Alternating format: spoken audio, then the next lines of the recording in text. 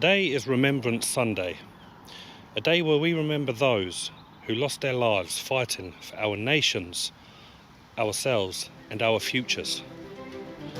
Today is about one thing and one thing only, and that is remembering those who died in war.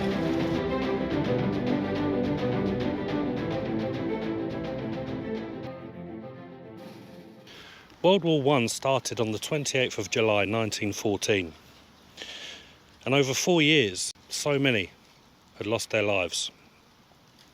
One can only imagine what it was like fighting in those battles.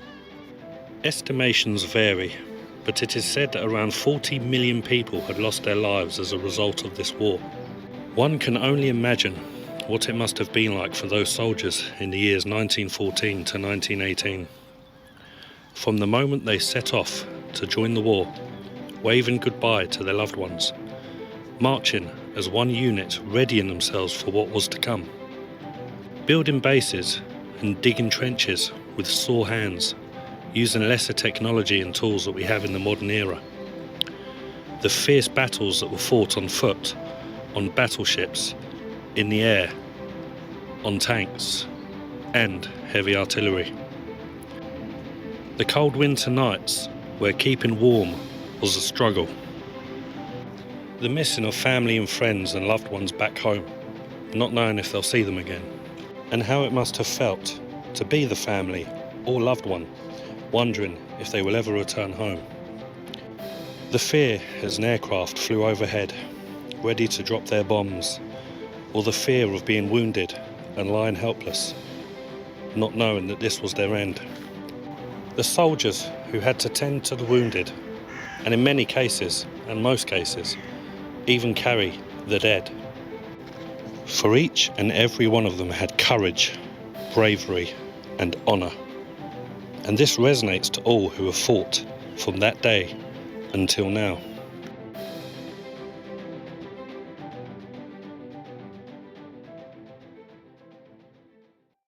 Big Ben had fell silent for 2 years prior to Armistice Day, for fear that it would alert the enemy. But on the morning of the 11th of November 1918, at 11 a.m, it would chime once again to mark the end of the war. Crowds had gathered in Parliament Square and surrounding area to witness this day, and at 11 a.m. the chimes had started to a sea of waving hands and cheers from the crowd that the war had come to an end. Amongst those cheers we could not forget those who had lost their lives, to let them people be there and have that joyous moment and even a future. And so the following year, King George V made the announcement that on each anniversary, on the 11th day of the 11th month, at the 11th hour, there would be a 2 minutes nationwide silence to remember the casualties of the Great War.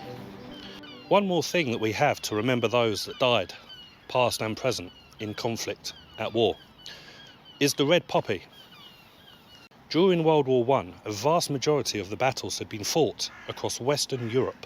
The once beautiful and scenic views of the countryside had been devastated by the numerous battles that had taken place, with constant bombing, fighting and heavy machinery churning up the ground that so many lives had been lost upon. And in the aftermath of those battles, in the bleak and barren scenes as far as the eye could see, grew the red poppy. The poppies managed to flourish amongst so much chaos and destruction, fed by the soil that so much blood had been spilt upon.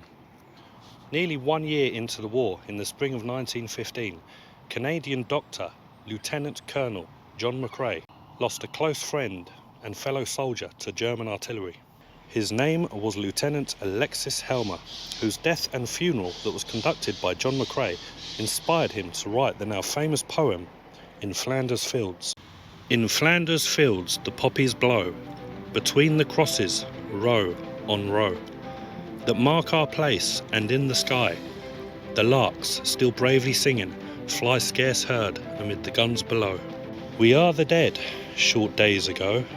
We lived, felt dawn, saw sunset glow, loved and were loved, and now we lie in Flanders fields. Take up the quarrel with the foe, to you from failing hands we throw the torch be yours to hold its high. If ye break faith with us who die, we shall not sleep, though poppies grow in Flanders fields.